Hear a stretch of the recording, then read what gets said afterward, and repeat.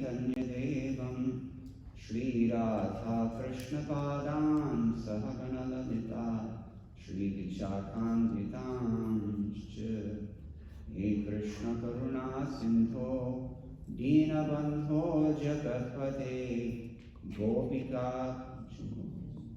Gopesha Gopika Kanta Radha Kanta Namostute Tapta Kanchana Gaurangi Radhe Vrindavaneshwari Vrishabhanusute Devi Pranamami Haripriye Vancha Kalpatarubhyascha Kripa Sindhubhya Evacha Patitanam Pavanebhyo Vaishnavebhyo Namo Namah Jaya Shri Krishna Chaitanya Prabhu Nityananda Shri Advaita Gadadhara Shiva Sadi Gaur Bhakta Hare Krishna Krishna Krishna Hare Hare Hare Rama Rama Rama Hare Hare Madhgavi Ravi Gopala Sri Puratha Vayayali Tadaivasam Vayapitva Kishetu Satpriyadanaha Kali Kali Dharma Krishna Nama Sankirtana Krishna Shakti Bina Nahi Tara Pravartana. The fundamental religious system in the age of Kali is the chanting of the holy name of Krishna. Unless empowered by Krishna, one cannot propagate the Sankirtana movement. So this is, I was asked to speak a little bit about Sri Radha Damodar Traveling Sankirtan Party, famous chapter in ISKCON history, and clearly a time of great empowerment by the Lord for spreading Krishna consciousness. So many books distributed. Srila Prabhupada's books, I would say, you can go so far as to say that maybe the majority of the books. But as we heard this morning, it was a very tight race between Radha Damodar and generally the chief, what do we say, opponent? Competitor, maybe is better, was Western United States. New Vrindavan was also a big force to contend with, at least when I was on Radha Damodar. Sorry? Chicago, yeah. I mean, I have personal experience with that. I can relate a little bit. But Tamal Krishna Goswami wanted really badly to preach in America.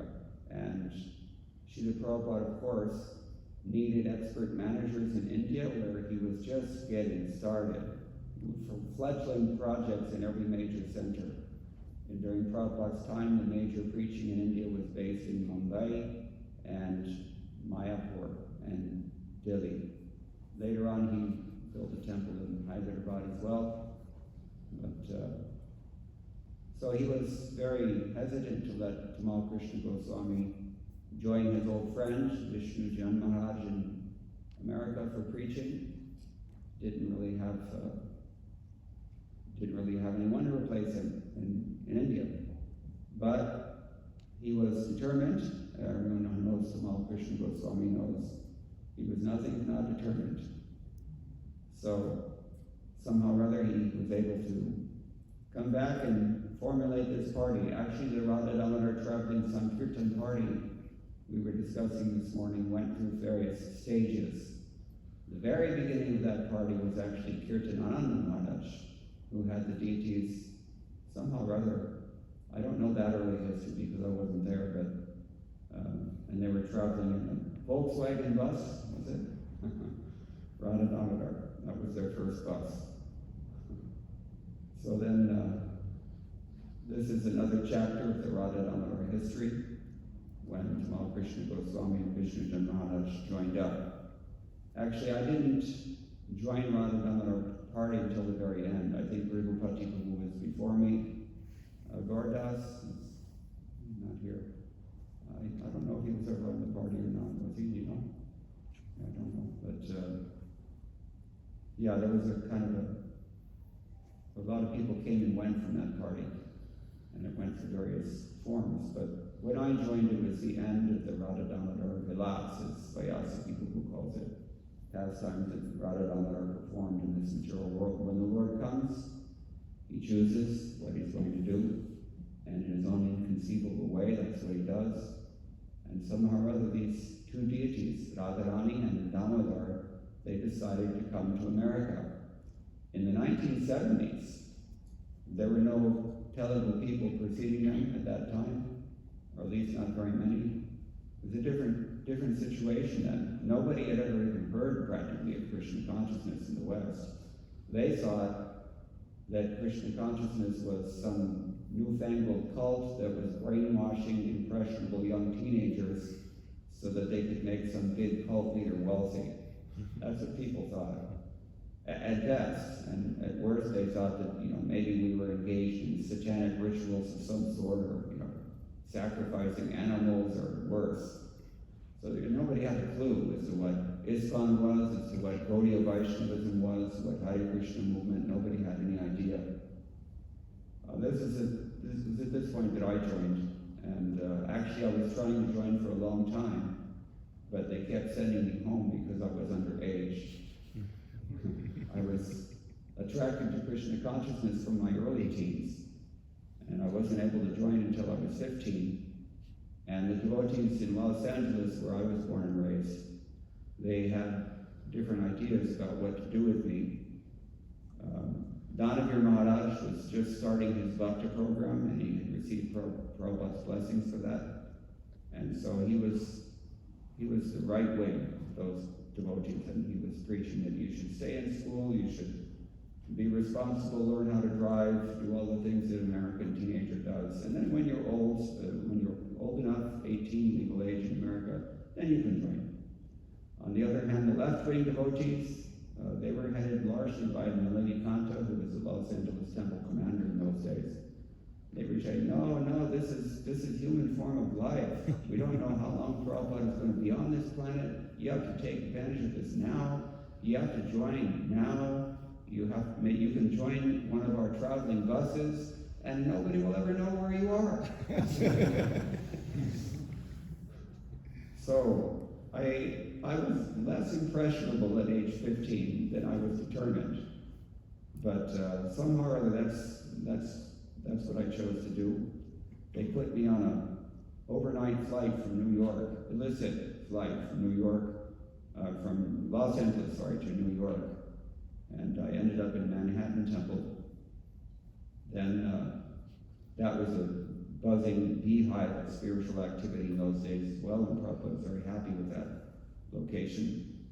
But the atmosphere was just too hot legally, because there were some court cases actually of people just like me who had been completely enthused by Krishna consciousness and wanted to give their lives to Lord Krishna at an age that was just deemed too young. So they decided to send me to their nearby farm community in Pennsylvania. Does anybody know what that's called?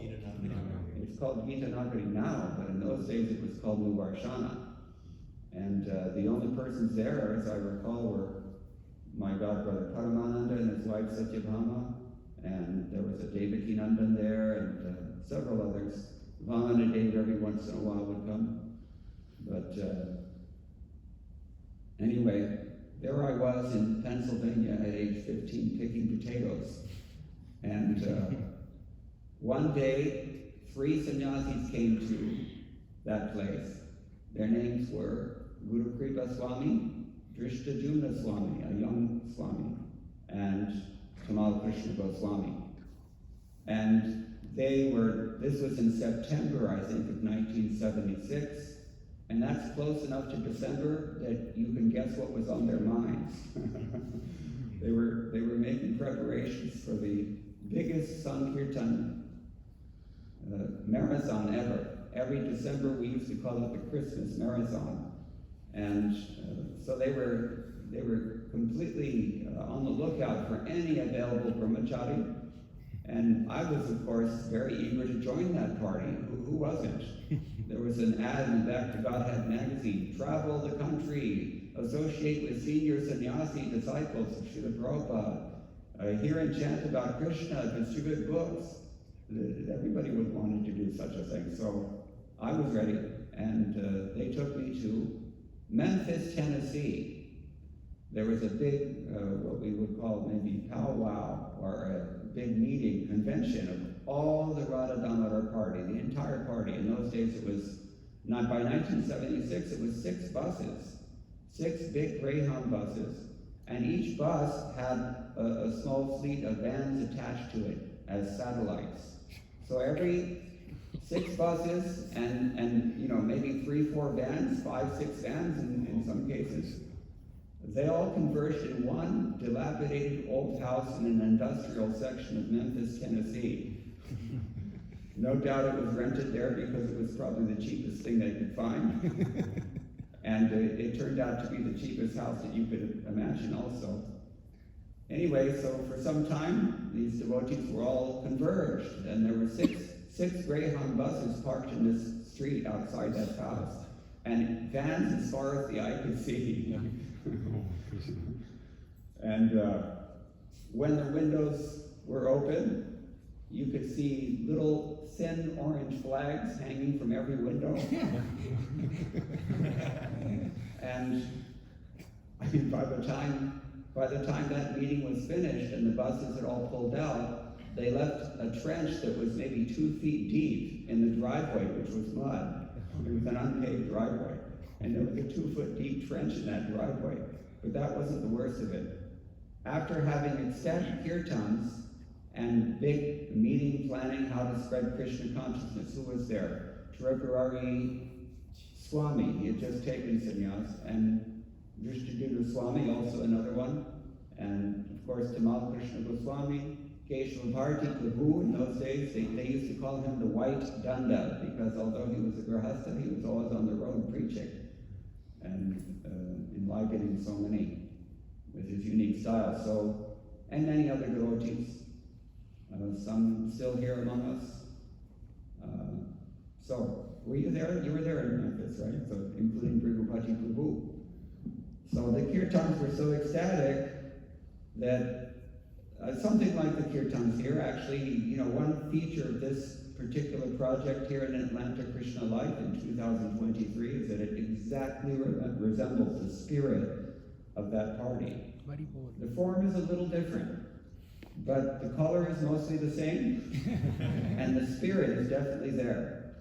So it was with the kind of enthusiasm that we see in Mahotsaha Prabhu every Mangalarti that devotees used to dance. I remember Vaisheshika, he was also, I think, a teenager in those days. He's not that far ahead of me, but he, by the 4th verse of Guru Ashtaka, he just could not contain his enthusiasm anymore, and he just started wildly dancing like a bucking bronco, just, you know, arms and legs flailing everywhere. Vaisheshika smiled, and anybody knows Vaisheshika. Everybody just got enlivened like this. So the whole kirtan just exploded into ecstasy of devotees who were completely dedicated to Sankirtan and completely enlivened by each other's association in that environment. You can imagine. Maybe it was how many people there? At least 150, maybe 200 brahmacharis, all going at once. And I remember every morning, pretty much every morning, after Mangalarti, by the time Narsingha prayers stopped and you could hear something, they would hear banging on the front door. Because it was the police. Pretty much every morning the police would have to come there and settle us down because the enthusiasm was so strong. There was one, actually I spoke too soon. There was one couple from Andhra Pradesh, householder couple, somehow or other do you remember them? Lakshmi Narasimha was his name. And when he told the devotees his name, they all just, Jai! 150 devotees all at once. So, I don't know how they tolerated the extreme youthful exuberance, but, you know, somehow or other they were taking part also. Anyway, one morning the kirtan was so ecstatic, I don't know, maybe it wasn't one, I don't know, one of those kirtans, was so ecstatic. I mean, all of those kirtans were so ecstatic that the floor was kind of moving up and down every time people would jump. And one of them got so intense that the floor actually gave way. And my godbrother Language fell through the floor onto the first floor. He wasn't hurt, but it was a big shock for a lot of people, especially the landlord.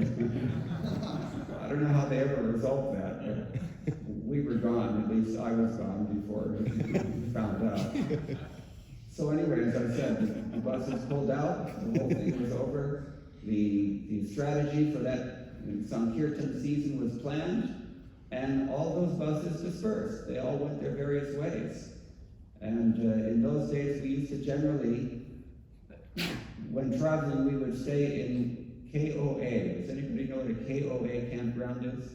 Campground of America, but the acronym was KOA.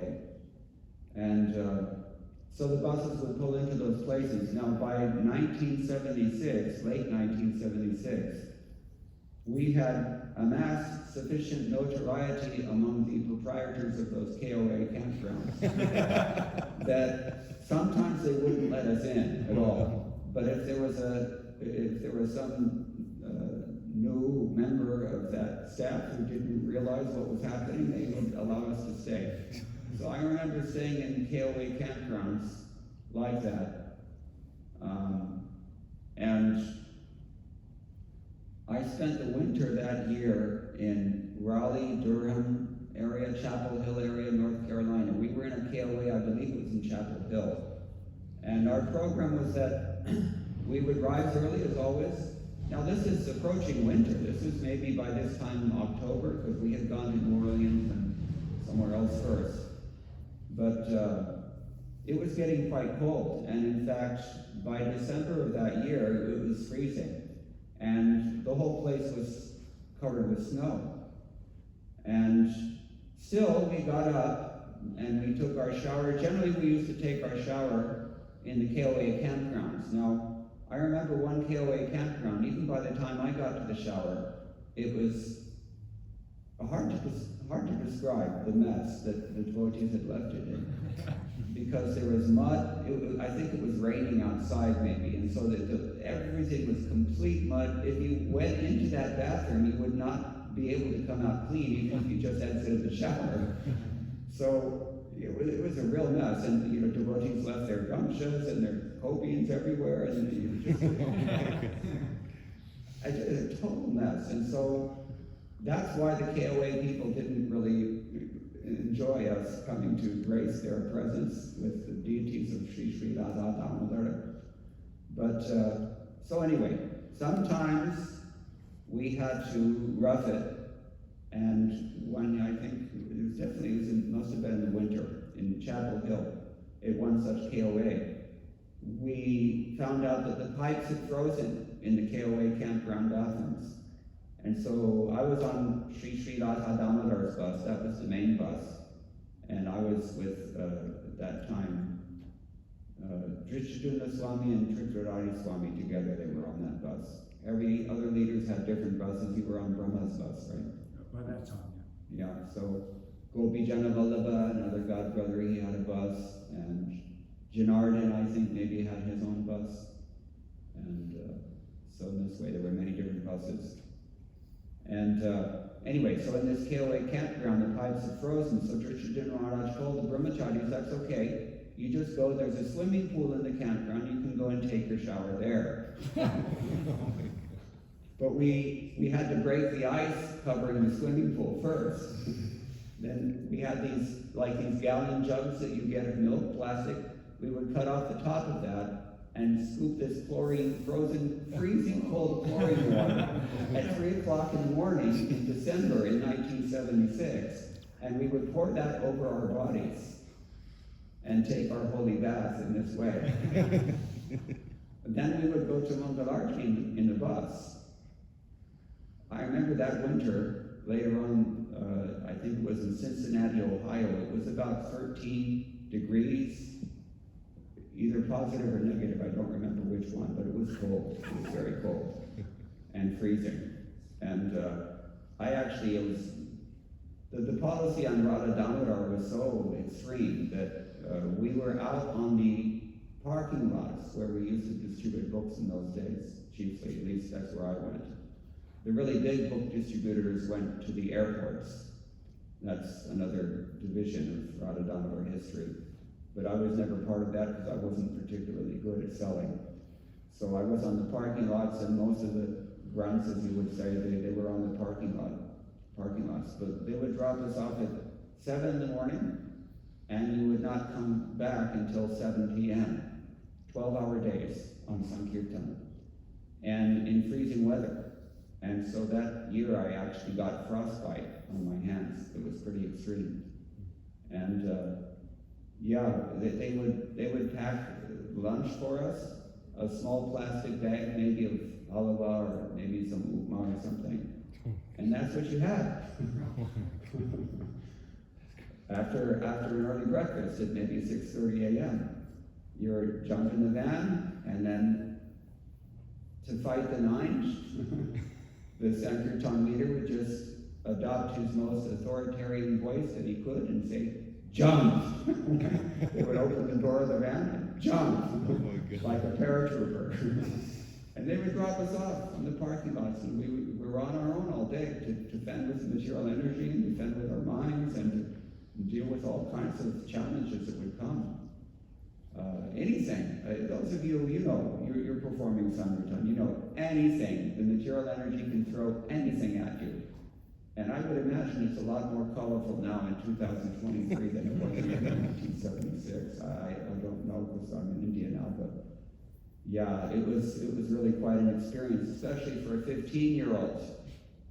One time I was going door to door, as we used to call it. We would go to shops also, and we would try and distribute there. So I was in Louisville, Kentucky, great center of Radha Damodar history in my experience. And we were going downtown Louisville, Kentucky. So all different kinds of places were there. So I walked into one place, and it seemed to be like a movie theater, but we didn't care in those days because we were seeing everyone as spirit souls, whether they were in the form of policemen or in the form of gas station attendants or theater, managers, or anybody would get a book. Anybody, anywhere, anytime, anyway. Jarite Tare Kaha, Krishna Upadesh. We were very strictly abiding by that order as best as we could. So I walked into this movie theater, and I asked permission from the person sitting at the cashier, and I said, "Can I distribute these books?" And the person didn't look like they were very professional at all. Yeah. So I went. Yeah, thanks. Only when I got into the movie theater, then I realized what kind of movie they were showing there. Oh, no. So that was a shock. I was only 15. Another similar experience, I was also in Louisville, Kentucky. This time I was in some store parking lot. And a young girl, I was giving her a book and explaining a little bit about the philosophy as we try to do this very quickly, as you know. We don't want to waste time. But she just was apparently very sincere and told me that, but I don't have any money. The only thing I can give is me. So these kinds of things can happen.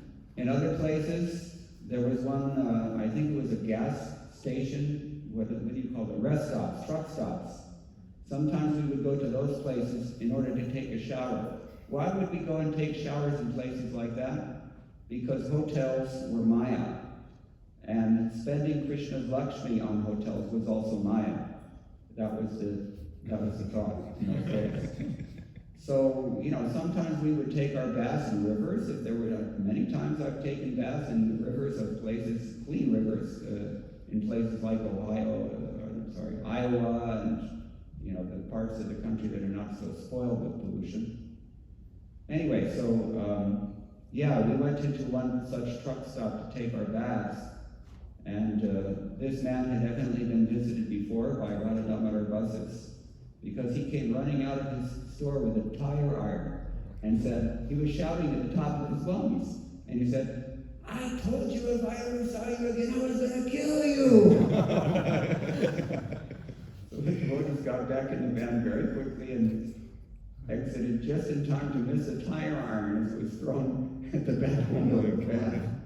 But there were very positive encounters as well. As I said, every time under the sun you have to encounter when you're on Sankirtan. You all know this, I'm sure, because you're experiencing it daily. So sometimes people would come and they would get a book and they would come back a half an hour later and say, you know, you just saved my life because I was going to kill myself until I read these words of your spiritual master. And sometimes they were ready to join on the spot, and they did, especially if they were taken back to the bus in the earlier days and they had spoken to Tamal Krishna Goswami or Vishnu Jan Swami, or better yet, the combination of both, because they had like a good cop, bad cop routine, that Vishnu Jan would just drown them in nectar such that they could not resist it, and Tamal Krishna Goswami would humble them out and push on them such they could hardly withstand it. But that combination was very effective, and it actually made many, many people devotees. There were many people who would just happen to be walking by the bus and hearing some kirtan going on and just, came to inquire, what is this all about? And they said, oh, come on, we'll explain. As soon as they stepped on the bus, they never stepped off the bus until they stepped into a temple. That was the power of Tamal Krishna Goswami in particular. Was very good at this. One-on-one, nobody stood a chance. He was so empathetic that he could immediately suss out within about 2 minutes where a person was coming from. What was his adhikar? What was his level of faith? What were his material desires? What were his socioeconomic background? How deep was his sincerity? He could see these things very, very quickly, and he was intelligent enough that he would adjust his presentation accordingly. I think he himself explains in Servant of the Sword, a copy which I could not find this morning. But if there was they used to set up on university campuses also, public property. Many times the universities didn't really want us there because they knew what we were doing, but they couldn't really get rid of us because it was completely legal. But still they would harass us. Anyway, Tamal Krishna Goswami was such a determined preacher and was really, really eager to make devotees. And so he would, if he saw anybody that was responding positively to the kirtan, then he would zero in on that person like a heat-seeking missile. And he would just ask them questions very nonchalantly in the beginning. And, how are you doing? Tell me about yourself. And, the person would say, well, yeah, I'm in my final year, and I've got a bright future ahead of me, and my parents have high expectations, and I'm going to be an engineer, and, all this like this. And then he said, oh, great. He said, step over here and try some food. Then if he saw another person who was saying, well, I don't really know what I'm doing. I mean, my parents told me to come to college, and I don't see why, because what is the point of this rat race? And, I'm just confused about life. And they said, okay, well, let's have a seat. Let's talk about this. And then they would. And invariably that person would, at the very least, he would be moved to adopt some practice of Krishna consciousness. But quite often he would join. How many people join that party in this way? I don't know. I mean, do you know? Can you name some names? Govinda Dutt was one such person. Gauridas Pandit. Gauridas Pandit. Divyanga. I mean, so many names. And these devotees are still around. And so, the potency of this Sankirtan process, the potency of our Sampradaya, the potency of Prabhupada's blessings, they enabled these kinds of miraculous things. And this was in an age in North American history when people thought that we were cults, we were some kind of thugs or something, we were out to do human sacrifice or something. People didn't have any clue as to what we were doing. Once in New Orleans, They were staying in a Motel 6 for some reason. On rare occasions, they would stay at Motel 6. I don't think Motel 6 exists anymore, but there was a motel chain called Motel 6. Why was it called Motel 6? Because you would pay $6 to stay there for one night. You can imagine, what do you get for $6? Even in those days. Now, the brahmacharis of Radha Damodar, they were so staunch and so opposed to any kind of material infection in their neophyte minds that they would just immediately, as soon as they would go into a hotel room, they would take the sheets off the bed and put them on the floor so that they didn't have to contact the Muchi carpet, because Prabhupada didn't like carpets. Like this.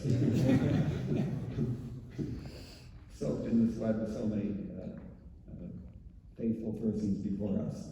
That's enough to say. But, so anyway, the devotees had these sheets on the floor, and they would cook one big pot of khichdi for the whole band, and they would do so on a hot plate. A little, you just plug it in, and it's got one single electric coil, and it heats up sufficiently that you can cook one pot of khichdi if you know how to do that. So they were doing this. And of course, the mirrors were also Maya, because brahmacharis don't want to look at themselves and be vain. So they would cover that with a Harinam chadar. And so one such morning, the devotee was cooking khichdi. All the devotees were sitting on the floor because chairs were also Maya. And they were chanting their japa at full steam. And this devotee was cooking a pot of khichdi. And pretty soon it would be Guru Puja and the Srimad Bhagavatam, but for now, early in the morning, this was their program. They were chanting japa.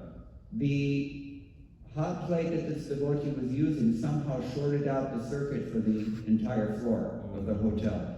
And no doubt other guests who were arriving by this time, they must have complained to the front desk. So they were coming door after door, checking to see what's going on, who's doing this.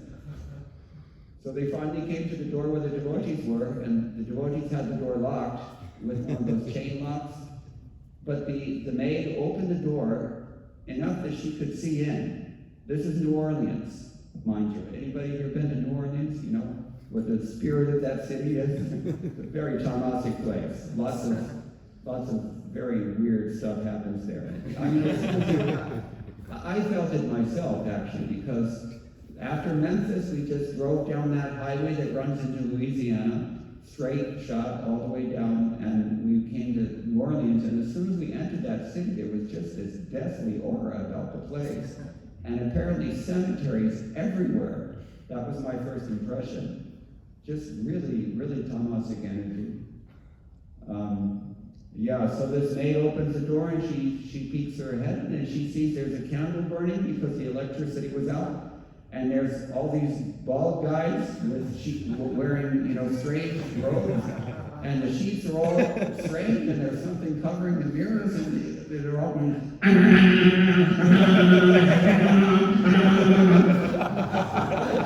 She just freaked out. What is this? She just thought, God, who are we? So that she slammed the door and went to tell the manager. This was the kind of invention that arrived in the minds of the devotees who were largely either under 20 years old or in their early 20s at that time. So, we have all of these different kinds of experiences. It was always a new experience, because every few days we were moving on and performing the same Sankirtan yajna in various places all over this country. Very, very, very austere, as I've said some things already. We heard from Bhakti Vikas Swami the other day. It's not that Radha Damodar Party was really unique in that way, because they were doing extreme austerities in England, as he described. And we were talking this morning, it brought to mind our godbrother Suravi, who Prabhupada loved very much, and whom Prabhupada pushed very much in Vrindavan to build that temple. Actually, he wasn't an architect, he was only a draftsman. But Prabhupada called him an architect, treated him like an architect, and engaged him like an architect. And so he had to design a temple and build it. And he did. And he was never, Prabhupada was apparently never satisfied with his work. Prabhupada was constantly only chastising him. Some devotees really got that treatment from Prabhupada. Tamal Krishna Goswami was another one that Prabhupada was constantly just squeezing and pushing and chastising and humiliating. Some of us have that fate, some of us didn't, but anyway, he was explaining how when they were building the Vrindavan temple, kind of like Mayapur, they had to sleep outside, and they just a little, what we call in India, chompari. That means like a thatch hut, no protection really against the elements or the creatures, because there were many small creatures there. Rodents nibbling at their feet in Mumbai, Giridhar Swami. So Surabhi woke up one night, and he opened his eyes, and he was about 6 inches from the face was a king cobra looking back at him. So it's not like, Radhananda was only the austere party, but it was very austere, as I said. 7 in the morning to 7 at night, you were performing Sankirtan. If you were lucky, sometimes they would drop off a little extra prasadam for you. Chota Haridas, remember him? He was our cook, and constantly working very hard. How hard? He had a kitchen that was the size of a small closet, very small closet, and that was the size of his kitchen. And he was cooking for maybe up to 30 men at a time on a bus, and sometimes while the bus is moving down the highway. Actually, one time on that trip from Memphis to New Orleans that year, 1976, the bus was moving down the highway, and somehow or other they were towing an Airstream trailer. Tripurari Swami was in that trailer, I think, and I don't know what happened, because we were following behind in a van. But you remember this? No, but go ahead. I can just imagine. I don't know what happened, but suddenly we just saw this Airstream van is like it looks like a big chrome bubble. That's how they were built. I don't think they have them anymore. But suddenly this thing just like turned over and ended up in the middle lawn dividing the 2 lanes of the freeway. And it was a big scene, and there were harmoniums all over the street, and books everywhere, and just devotees bewildered, and I don't know what happened, but it seemed as if something just exploded, and it was a huge mess. So we had to go through that. But anyways, as I said, we made it to New Orleans, and we were doing Sankirtan there, and just everywhere we went, it was a different adventure. So, what else? I was always not so good at the big book distribution, and my forte was BTG magazines. And at that time, Mother Karana, the wife of Dharmapran, right? She was one of the biggest distributors in the movement. She was also distributing large amounts of BTG magazines. I was also distributing large amounts of BTG magazines. We were doing this at traffic lights, not the best for your lungs, but all day at traffic lights, and we were distributing many hundreds of BTG magazines. At least that's what I was doing. So she and I were in competition, but nobody knew this, because the system of reporting scores is not new. It's been going on for a long time. Sometimes you distribute more than anyone else in the world, but you don't get credit for it because it's political, largely, or something. But anyway, I remember that. And then one time, I was actually initiated in Cincinnati, Ohio, in absentia, because actually the initiation ceremony was performed in Mayapur of the 1977 Mayapur festival, but only a couple of months later on Ram Navami, we had a festival in Cincinnati, Ohio, where we were also staying in the house of one Garg family. If you don't know the Gargs, they're descendants of Gargamuni, famous from Krishna book, Brahmins, and they just loved Radha Damodar, this family, and they loved all the devotees, because through all the craziness, they were wise enough to see what we were doing was actually selfless, and we were propagating their own faith. The Gargs generally are from Mathura area, still. So they were very kind, and we had many, many programs there. That's where I was initiated along with Maya Pradham, Jiva Pavana, Dayalu, who else? There was one other person, Purnachandra. And they're all gone, as far as I know. Maybe Jiva Pavana is still around, but I think he joined Gaudiya Math. So, he's still in England? Okay, so, yeah, so that gives you a little bit of an indication about how seriously you should take, what's happening around you right now, here and now, with the immediate circumstances. Not that significant in the ultimate view, given the eternal scope of time. What you're doing right now is great, but are you going to be doing it in 50 years, as we heard this morning? And what does it take to maintain that kind of faith and determination? That's what you should use this brahmachari ashram for cultivating. The really, really deep things that sustain us in Krishna consciousness. The things that Krishna is indicating when he says, Yesham tvantagatam papam jananam punyakarmanam te dvandvamam nirmukta bhajante mam prataha. He says persons who are pious now and were pious in the past, they can sustain a mature commitment to Krishna consciousness. And many, many members of the Radha Damodar party, they left. I don't know where they all went, and some of them are, of course, they passed away from this world. But many are still here. Another great soul is Sunanda, who hopefully will come here in a week or so, Sunanda Prabhu. Famous as a cook on Radha Damodar. Famous more recently as a collector for the TODP project. Wonderful kirtan singer. If you hear his kirtan, you're lucky, because it sounds just like Vishnu Jana Swami. Exactly. You hear this recording of Srila Prabhupada playing the mridanga and Vishnu Jana Swami singing that melody, morning tune. That is exactly how Sananda sings every morning at Mongol Arctic. At least that's been my experience. So you're in for a great treat if he comes here along with Janani Ras Prabhu. So, yeah, who else? All different kinds of devotees were there, and we all did different kinds of things, but we were all dedicated to Srila Prabhupada's, fulfilling Srila Prabhupada's desire. And we were pushed also, and directed, and inspired by Tamal Krishna Goswami, for whom the members of that party had so much respect. Tamal Krishna Goswami had his personal idiosyncrasies. One Dallas Morning Times reporter who came to interview him one time described him as imperious. And he could be like that. And just a glance from him, the wrong kind of glance from him, could really, really move you to action. What to speak of his words, which could be very sharp as well.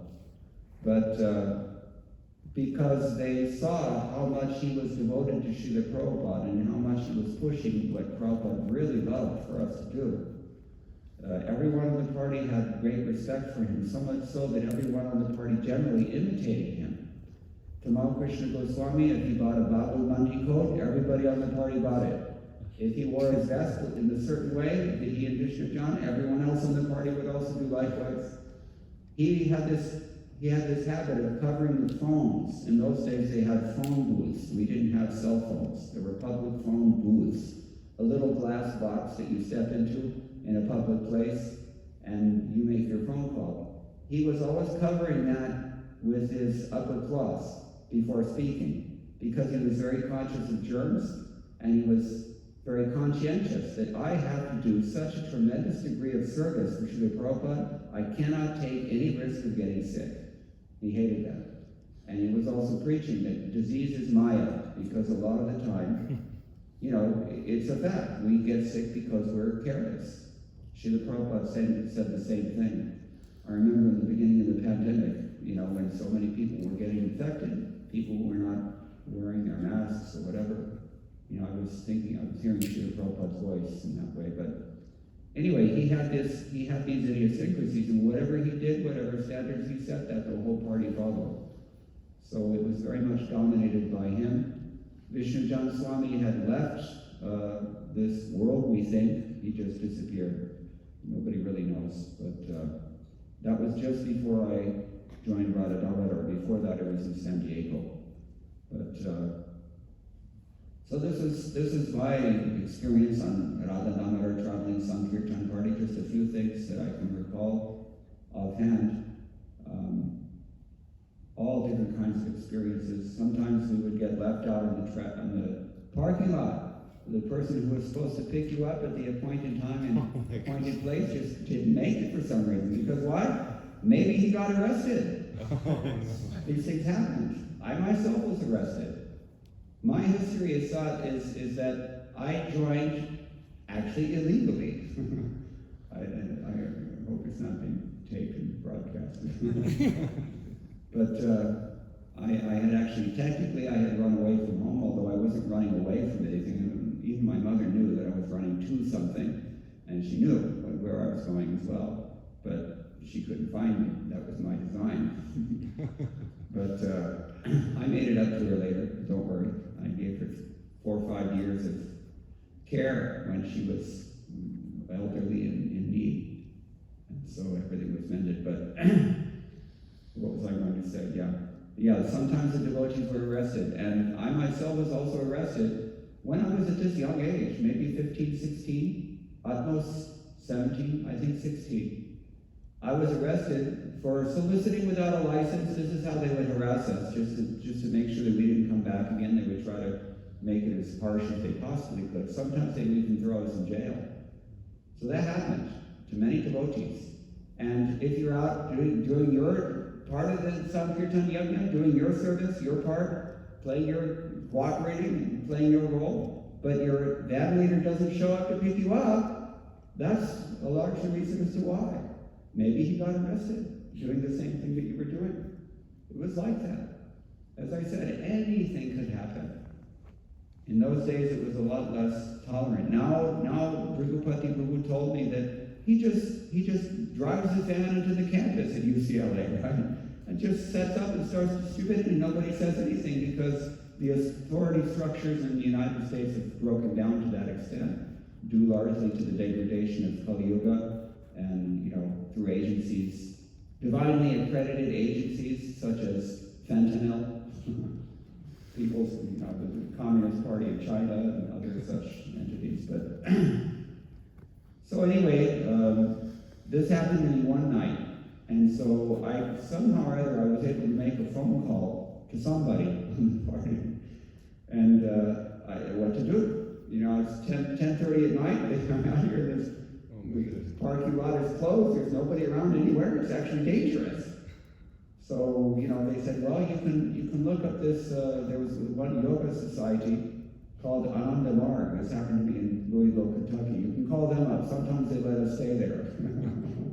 So I called them at 10:30 at night and said, I'm a bhakti yogi, and I heard that sometimes, somehow or other I just got left out, and, can you help me out? And the lady who was running the place was very, she was bewildered and also a little bit suspicious, I would imagine, but she was kind enough to put me up for the night. And then the next morning somebody came to pick me up. I don't know what happened, why they couldn't get me that night, but that's what happened. These kinds of things, these kinds of austerities, devotees have to undergo in order to preach Krishna consciousness, in order to put out the books the way that Prabhupada wanted those books put out. And we were fortunate to have very strong leadership, very tight, exemplary leadership also. And as I said, it was a chapter in ISKCON history that really fulfilled Srila Prabhupada's desire to have these books widely distributed throughout the world. Now, this 5th canto, chapter 18, text number 9. Does anybody know that verse? 5:18.9. Swasti astu vishvasya. You want to recite?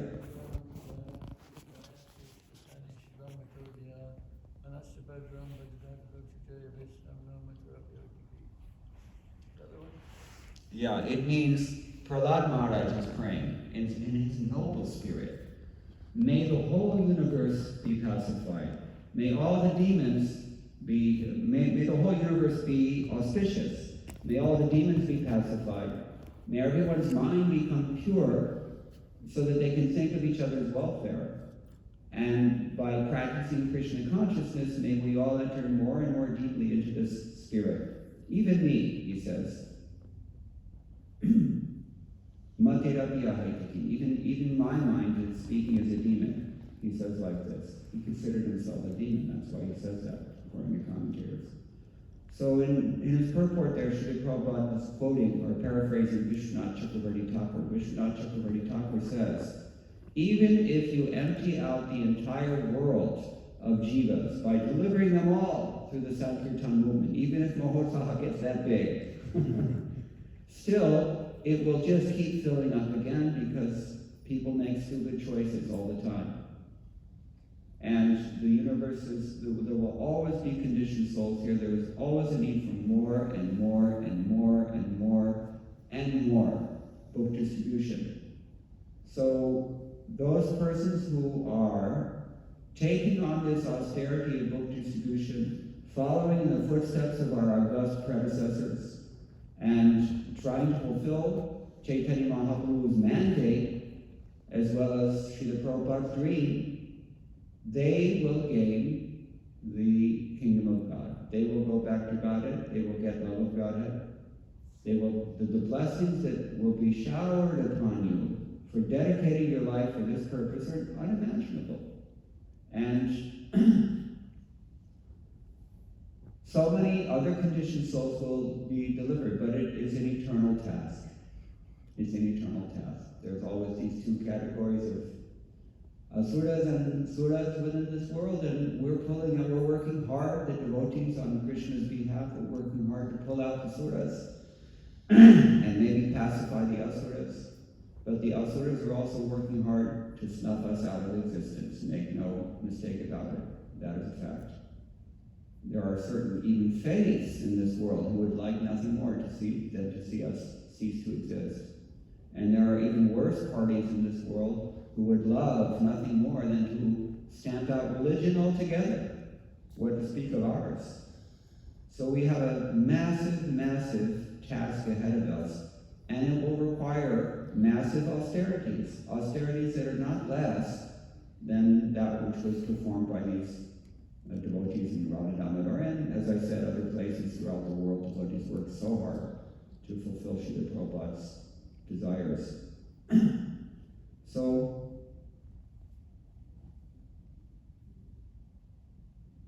this is the glory of the Sankirtan movement. When the devotees would come together in festivals, Radha Damodar whole party would come together from time to time. You cannot describe the ecstasy produced in those kirtans by those devotees, pure-hearted devotees who had totally dedicated everything to Srila Prabhupada. You can't describe the bliss that was produced and the feeling of camaraderie and, the sense of mission which was so strong and the depth of faith that we all shared. There's nothing like that. I'm saying in so many words that it doesn't get any better than this. If you know how to see it through the eyes of Shastra.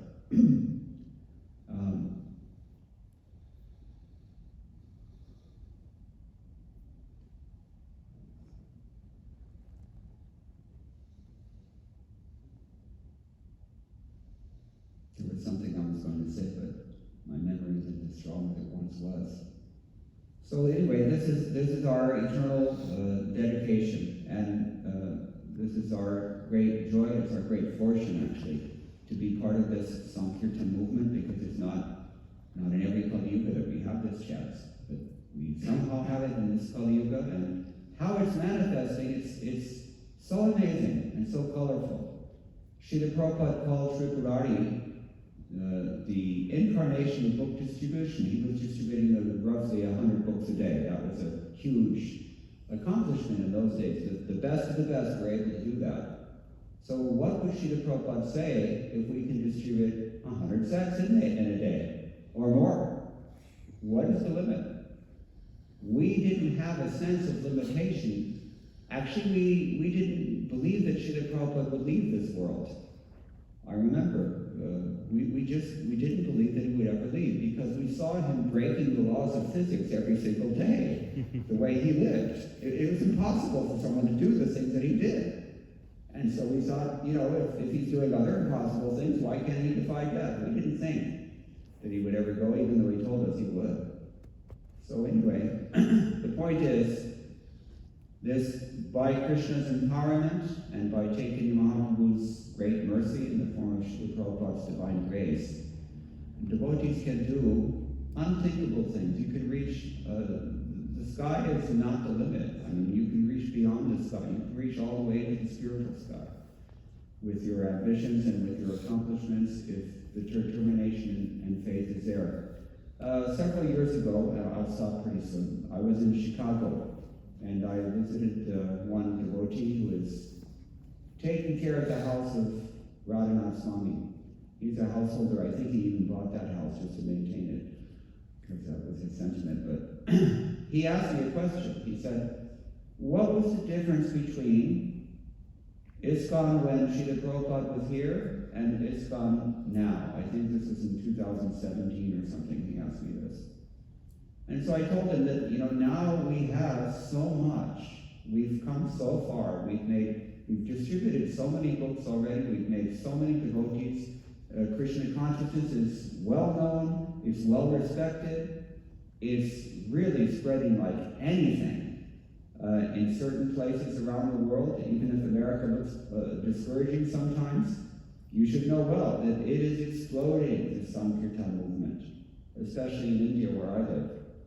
And, we have very stellar people joining. They're high caliber, and it's super intelligent, professional confidence, and, the assets are there, properties are there. There are so many temples opening now in India, you can't even keep track of them. In Delhi alone, there are 18 temples.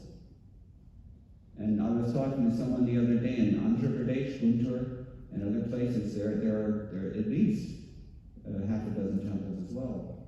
And so many centers that they've got them counted. So Krishna consciousness is really spreading, and we have all this now. In those days, and the kinds of realizations that we hear from devotees, like Adikarta Prabhu this morning spoke with, as Prabhupada appreciated, the wisdom of half a century of serious practice of Krishna consciousness. We will appreciate this, I think, when we ourselves are at his age, maybe. Some things are just, T.S. Eliot said, that certain realizations are reserved for old age. But the seniors in this audience today, they appreciate the things that Adi Karta said this morning very deeply. And, we have this association now in ISKCON, elder association, that was not available to us, because Srila Prabhupada's godbrothers were actually inimical in many ways to his mission. Not only were they neutral or disinterested, they were actually inimical in many cases, and so we couldn't really take advantage of whatever they could teach us. But anyway, I told him like this. I said, in those days we had no money, we had no knowledge, we had no samskars, we had no realization, we had no maturity, we had no birth, we had nothing. Even our organization was not that good, except on Radha Damodar party, because TKG was managing it. He was very, very sharp. So we had nothing, and yet what we did have that is maybe lacking now is a strong faith that by surrendering to Srila Prabhupada's order, we will spread Krishna consciousness. You can't understand how difficult it is to imagine how Krishna consciousness will spread before it happens. Just like I always think of this past time when Vasudeva, all the guards fell asleep in the prison, and the doors just opened, and Vasudeva didn't know how he was going to do what he had to do, but he knew what he had to do, and he just made his best attempt. And Krishna did the rest. This is always our situation in this material world. And it's as true in 2023 as it was in 1976. If we just distribute these books, if we dedicate our lives, if we cultivate the personal purity, and we surrender to the mission of Sri Guru and Gauranga, we will be empowered to act as their conduits, and we will see a glorious effect. Only time is separating, as Prabhupada said in the early days. Now we're seeing the thing that Srila Prabhupada envisioned on a park bench in 1965. We're seeing it. So this has to be cultivated, this depth of faith in particular. I don't know how many people nowadays, outside of the Christian life, well, there are very surrendered souls, I should say, but we're seeing much less of this heavy missionary spirit in ISKCON now than we saw in the 1970s. There was just a palpable buzz everywhere among the devotees. That they just knew that they were going to spread Krishna consciousness, and they knew that they would be empowered because Prabhupada could do anything. And he was doing everything. So this should be our faith, and this should be our focus. And we should recognize that as long as we're very humbly and tightly connected, holding on for dear life to the lotus feet of Srila Prabhupada and those who represent him purely, and as long as we're carrying out the clear orders that he gave for all of us, then we will be empowered to act as the conduits of his mercy, like electricity. As long as you're plugged in, the current will act. So this is how it happens. And this is how we regularly distribute so many books here. This is how we regularly follow this program. Even if there are so many challenges, there will be challenges. You should never doubt that. It's not meant to be easy. We only grow through these challenges if we're sincere. But ultimately, we have the best destination, as Krishna says in Bhagavad Gita, Paramam Gati, by Srila Prabhupada's divine grace. I should stop now because I'm rambling.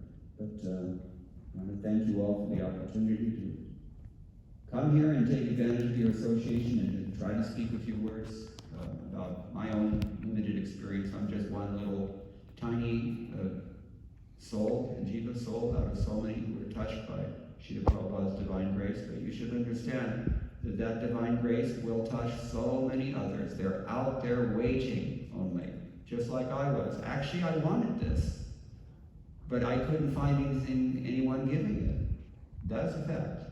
I was very religious from the start, and I had every intention of joining a monastery somewhere, but I couldn't find one that was free of hypocrisy. So ISKCON should not be tainted by hypocrisy. And here I don't see that. No touch of hypocrisy here. Here it's very clear. What you're doing is exactly a carbon copy of 1970s. Haribol. Exactly. Even I saw someone with different color socks the other day. It's uncanny. But, Krishna will work through those who are willing to be worked through. If we're willing to be an instrument, Krishna will take you as an instrument. And that is your perfection.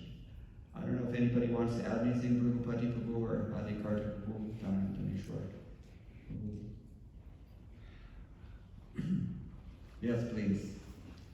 Which one? Adhikarta. Those days of traveling around in a van and being fanatical book distributors were probably the best days of my life, actually. Yes. Yes. This is the point I didn't get to touch on, that you have no idea how valuable this experience is for your future. That you will draw on this experience and it will become the, what do we call it, the baseline by which you can measure everything that follows. The life was so simple, you don't have any worries about your maintenance or maintaining a house or, family. Everything's very simple. So maybe most of you will probably get married, who knows. But just appreciate what you have and try to do it for, at least 5-10 years.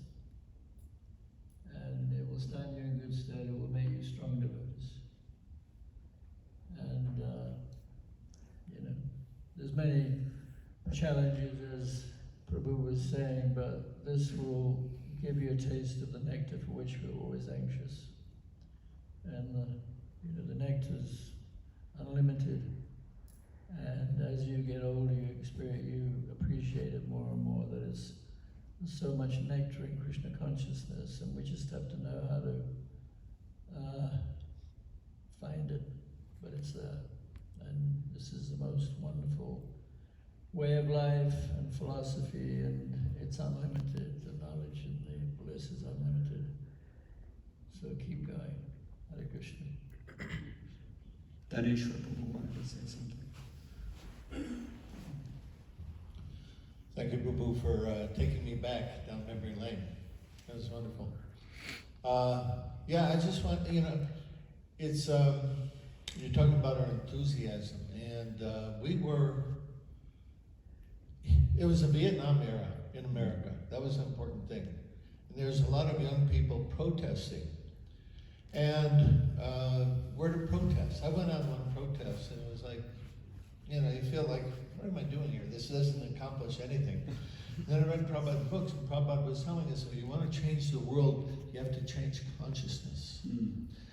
And so I joined in '73, and in those days, we were in a war with Maya.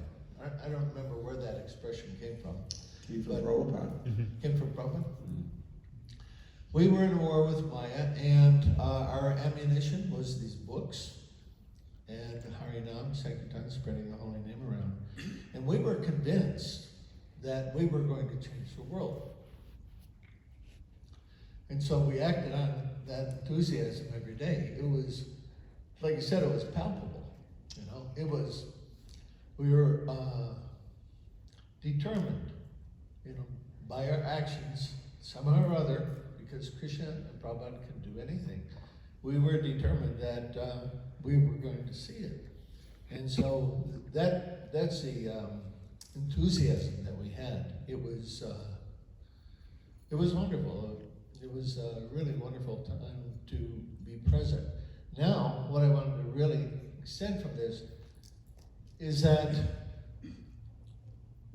everybody can see that the world's in grave shape, right? There's so many people, not anybody. They're saying we're in a war between good and evil. And so we need the help of God. And, right, so how do we get the help of God? We ask people, please chant this holy name, right? The Maha Mantra. Right? This is Krishna incarnated. Krishna is fully present in the sound of his holy name and can act just as he acted in any of his pastimes. And so we have to have very complete faith in that. And not only, I want to encourage you, not only give the books, I don't know if you give out mantra cards anymore. We used to give out mantra cards. Please do that. And ask everybody to recite the Maha Mantra after you give them the book. Please recite this mantra and say this prayer every day and share it around. Ask everybody else to do it because we need the help of God now. So, we were all young adults, single adults at that time. We had a lot of energy, just like a young man. It's so nice to see you can jump around like we used to be able to. And so use that energy that you've got right now to save the world. Nice. Prabhupada I want that history will record that this movement saved the world in its darkest hour. And it seems like that's pretty close. So please continue with great enthusiasm. And we should all make it our own personal responsibility.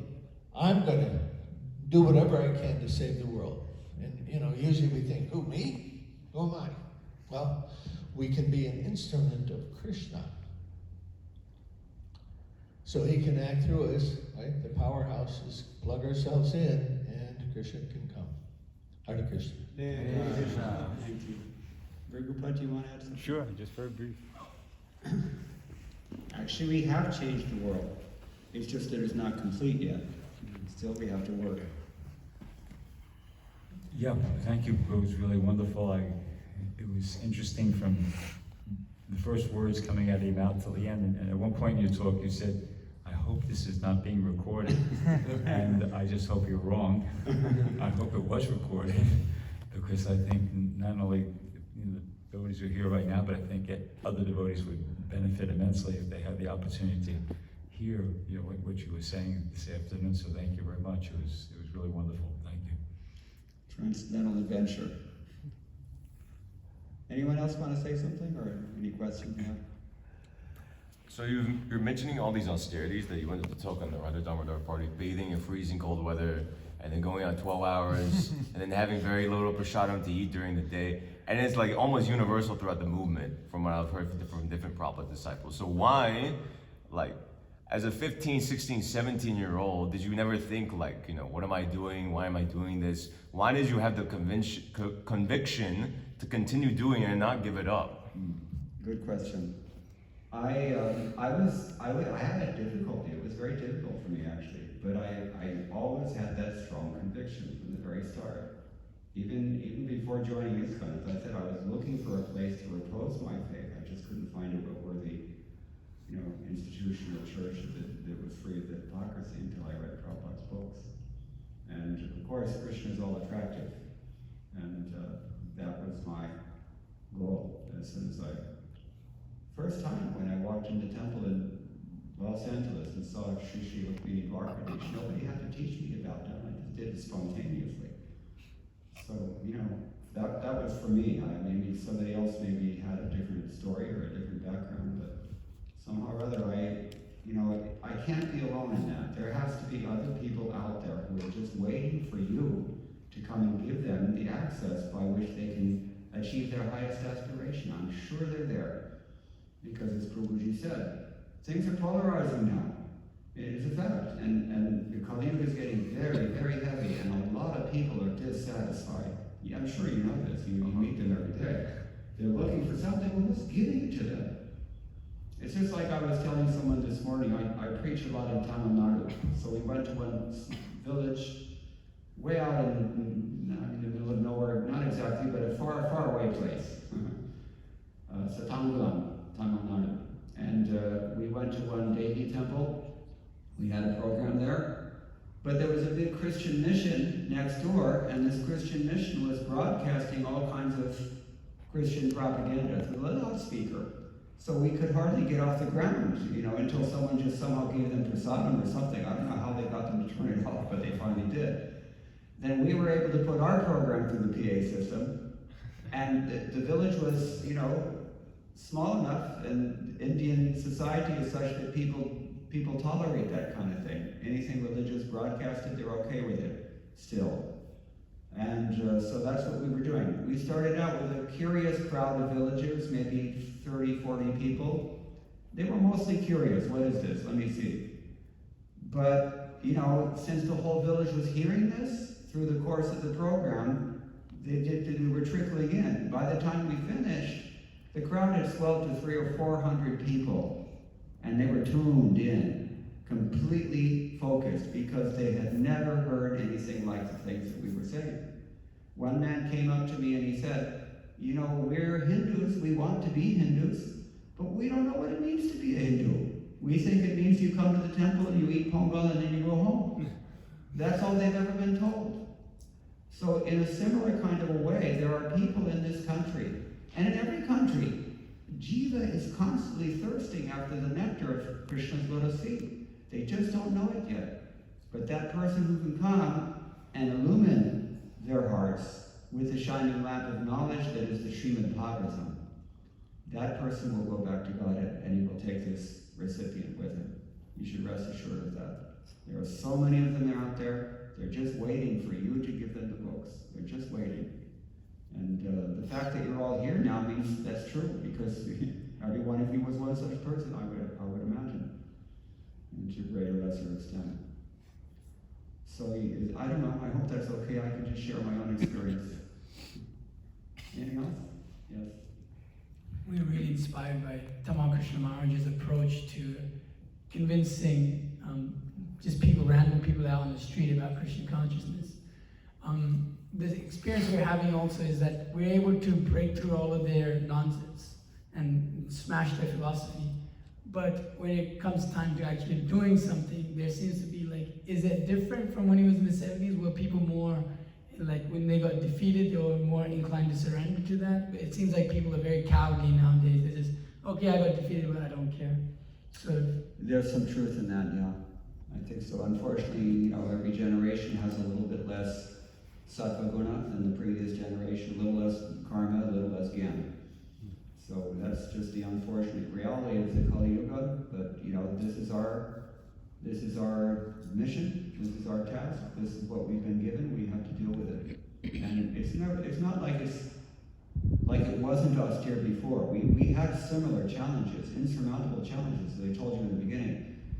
Just to be a vegetarian was radical in 1975. It was radical. A doctor would even tell you, you'll starve if you don't eat meat. Medical doctors, degree doctors, professionals, they would say this. The ignorance was so thick. And, there were so many, you couldn't go to India without, inhaling secondhand smoke for the 24 hours that your flight took. Can you imagine how hellish that is? Because, we had to fight against these things. I think it's largely because of the distribution of Prabhupada's books that these things have changed. People now accept reincarnation. Previously they thought it was only crackpots believe in that stuff. Now everybody believes. Srila Prabhupada, when he first voiced doubts about the moon mission, Apollo, people thought it was crazy. Even devotees, Purushottam left because of that. And nowadays nobody believes anybody went to the moon.